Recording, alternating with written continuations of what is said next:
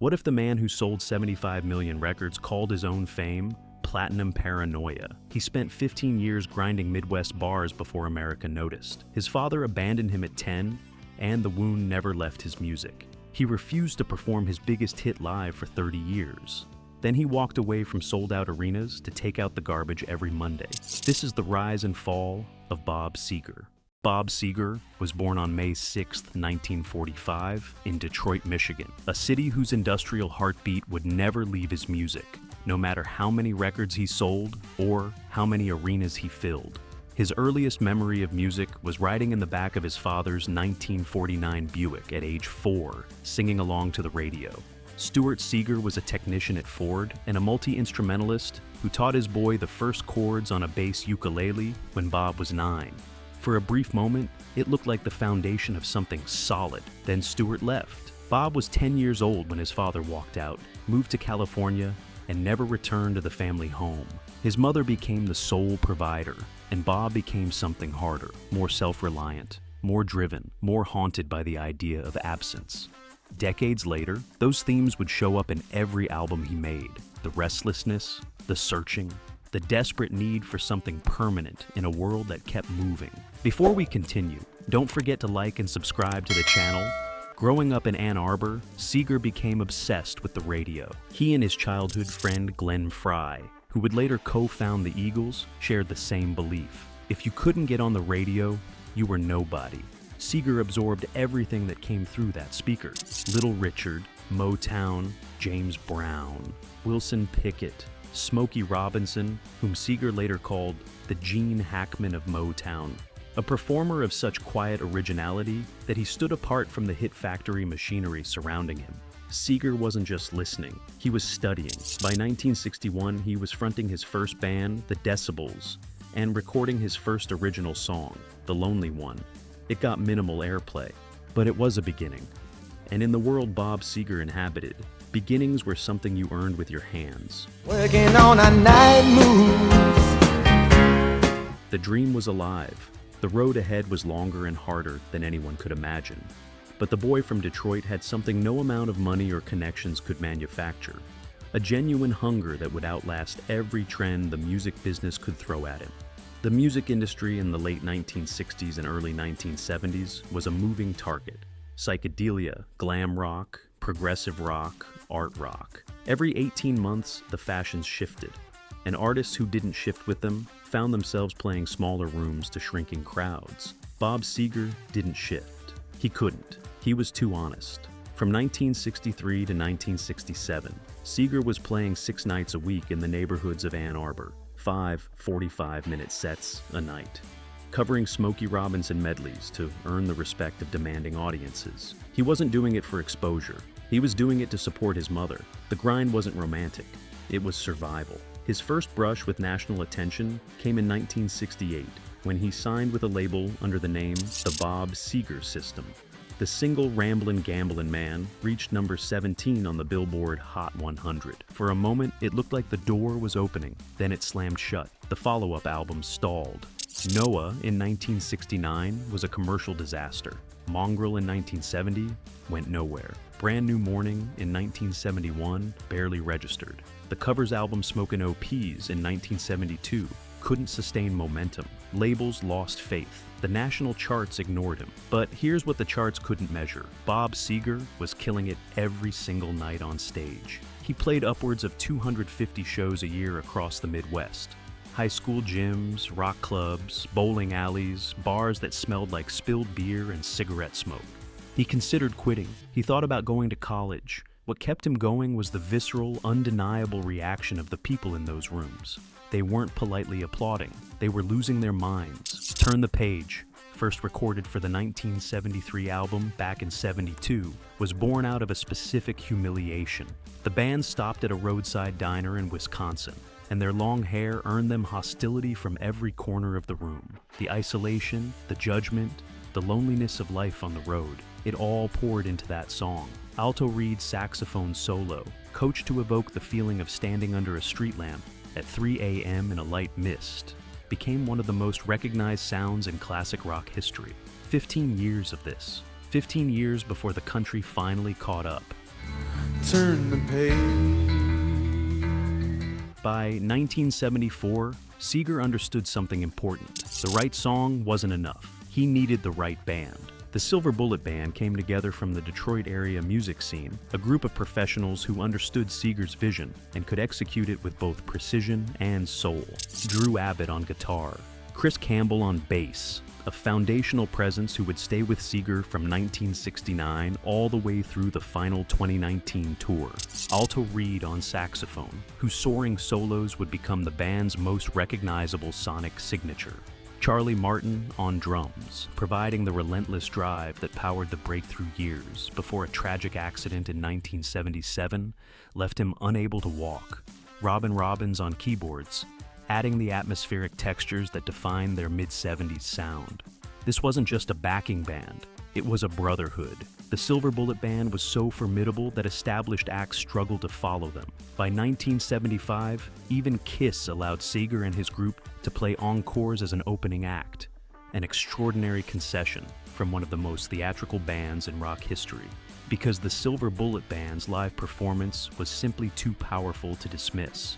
Seger re-signed with his record label in 1975 and released Beautiful Loser, the studio album where the new lineup really came into focus. His friend Glenn Frey had encouraged him to diversify, to add ballads and mid-tempo songs that could expand his reach. The title track reflected the philosophy that would run through everything Seger built. The underdog who understands with clear eyes that you just can't have it all. Beautiful Loser didn't crack the mainstream, but it signaled something. The pieces were in place, the sound was focused, the band was ready. The only thing left was the moment. In 1976, Bob Seger released 2 recordings in rapid succession that changed his life, and, in a quieter way, changed American rock and roll. The first was Live Bullet, recorded at Detroit's Cobo Hall in September 1975. Seger had agreed to the live release reluctantly. He hadn't finished writing the title track for his upcoming studio album, and a live record filled the gap. It was a pragmatic decision that became one of the defining documents of the era. Live Bullet stayed on the Billboard charts for 168 weeks. The album proved what Seger's Midwest audiences had always known. This man was a different creature in a live setting, raw, urgent, completely unguarded. Then came Night Moves. Released in October 1976, the title track was a 5-minute piece of storytelling unlike almost anything on American radio at the time. Inspired partly by Bruce Springsteen's Jungle Land and the nostalgic sweep of American graffiti, Night Moves captured something no amount of calculation could manufacture: the specific ache of remembering youth from the other side of it. The details were what made it real. References to tight pants and points on shoes and the back seat of my '60 Chevy. Seger wasn't writing for teenagers. He was writing for people who used to be teenagers, people who felt the distance between who they were and who they had become. Critics noticed. For the first time in 15 years of relentless labor, the national conversation was catching up to what the Midwest already knew. The album was a hybrid, the Silver Bullet Band on 5 tracks, the Muscle Shoals rhythm section on the remaining 4. Detroit grit married to Southern soul, from bar rooms in Wisconsin to the cover of national music magazines. The 15-year overnight success story had finally arrived, and Seger, for the first time in his professional life, had no idea what to do with it. Success, when it finally arrives after 15 years of being ignored, doesn't feel like a reward. It feels like a foreign country. Seger called it platinum paranoia, the persistent, corrosive fear that the sudden fame was a fluke, that the arenas and chart positions and money were an alien environment that had nothing to do with who he actually was. He had spent his entire adult life making music for working people who drove old cars and held down difficult jobs. Now, he was living in a rented house in the Hollywood Hills, watching the gap between his music and his daily existence grow wider by the day. The 1978 album, The Stranger in Town, captured that disorientation precisely. The title itself told the story, a man who felt like a stranger to the success he was now inhabiting. Hollywood Nights was born from a single image, a Time magazine cover featuring a California model as this year's model. Seger saw it and felt the full weight of the contrast, the golden California dream against the factory smoke reality of his Michigan roots. The song became a gut-crunching rocker about a naive outsider getting chewed up and spit out by the Hollywood machine. The album also contained Feel Like a Number, a blue-collar anthem about industrial dehumanization, and We've Got Tonight, a poignant ballad about the specific melancholy of two people who know a moment between them is temporary but choose it anyway. The commercial zenith came in 1980 with Against the Wind, Seger's first and only #1 album. The title track won a Grammy for Best Rock Performance and articulated the weariness of the long-distance runner who had been grinding since the Ann Arbor bar circuit. By the mid-1980s, the numbers were staggering. Hit after hit, old-time rock and roll, Main Street, Like a Rock, Turn the Page. And throughout all of it, Seger kept telling interviewers the same thing. The 2 hours on stage were great. The other 46 hours of touring were boring as heck. The circus had arrived, but he had never wanted the circus. In 1986, Seger released Like a Rock, a song originally inspired by a failed long-term relationship and the bittersweet sensation of youth disappearing in the rearview mirror. It was personal, melancholic, and deeply honest. A few years later, Chevrolet's advertising agency came calling. Seger resisted. He didn't want his most personal work attached to a commercial. He understood what happened to songs when they became jingles, the way something that once meant everything could be flattened into background noise. What changed his mind was a conversation with a blue-collar worker who told him plainly the campaign would sell trucks and save jobs in the Detroit area. That was the argument he couldn't refuse. The Like a Rock campaign ran for well over a decade, through the 1990s and into the 2000s. One of the longest-running advertising partnerships in American history. Seger later said he was proud of the decision, that it sold a lot of trucks to save a lot of jobs. But there was an unintended consequence. He almost never performed the song live again, keeping it out of his set lists for decades, refusing to let a concert moment feel like a commercial break. The paradox revealed everything essential about his character. He was willing to place his most personal work into a television advertisement, not to enrich himself, but because the people who bought those trucks were the same people who had filled those Wisconsin bars 30 years earlier. His loyalty was never to the industry. It was always to the community.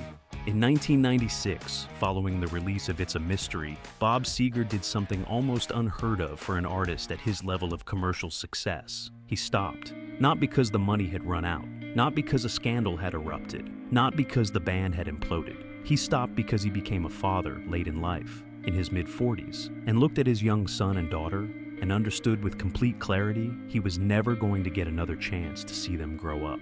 Seger retreated to the Detroit area and lived what actor Jeff Daniels, a fellow Michigan resident, later described as a surprisingly ordinary life. He took out the garbage every Monday. He attended school events and showed up for the moments that don't make headlines but constitute the actual substance of a life. The decade-long hiatus was deepened by the digital revolution. Manager Punch Andrews remained skeptical of streaming platforms and digital distribution. During this period, Seger's albums were largely out of print and unavailable online, an extraordinary situation for one of the best-selling rock artists in American history. Fans who wanted his music had to dig through used record bins, but the audience never abandoned him. When Seger returned in 2006 with Face the Promise, the album was certified platinum. Seger's childhood trauma had circled back across 50 years. The man who spent a career writing about restlessness and the desperate need for something permanent had finally found it. He gave his children the presents he had been denied. That was the decision that mattered most.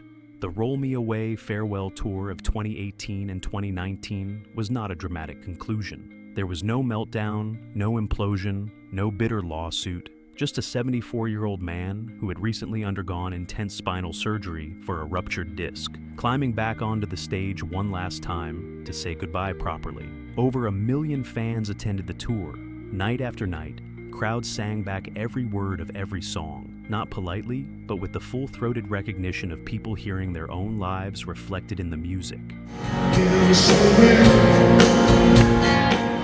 The final performance took place on November 1st, 2019, at the Wells Fargo Center in Philadelphia.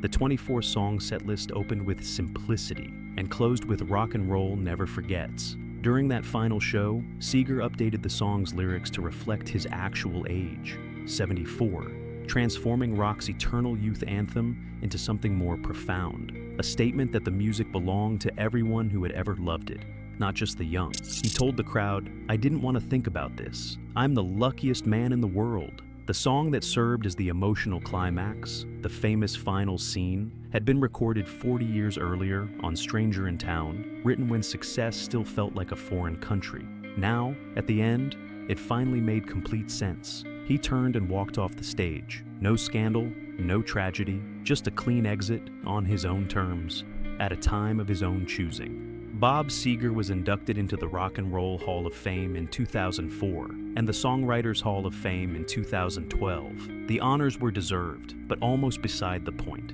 His real legacy lived in the places where the music played without ceremony. Classic rock radio, road trip playlists, the wedding reception where old-time rock and roll emptied the dance floor in 30 seconds. The quiet moment driving home late at night when Night Moves came on, and suddenly you were 18 again, and the whole world was still ahead of you. He never chased trends. He never tried to stay relevant by becoming something he wasn't. He simply kept writing about the things that mattered: the highway, the heartbreak, the hard work, the passage of time, and trusted that the people who needed those songs would find them. 75 million records, decades of arena tours, a Chevy campaign that ran for well over a decade, a Rock and Roll Hall of Fame induction, a farewell tour that drew 1 million people, and then, quietly, a man who took out the garbage every Monday and never looked back. Bob Seger never wanted the circus. He wanted the highway, the honest work, the 2 hours on stage when everything was real. He spent 15 years earning the right to be heard, then proved he deserved it. And when the moment came to walk away, he did it with dignity. The songs remain, they always will. What's your Bob Seger memory? Drop it in the comments, and don't forget to like and subscribe for more of rock's greatest stories.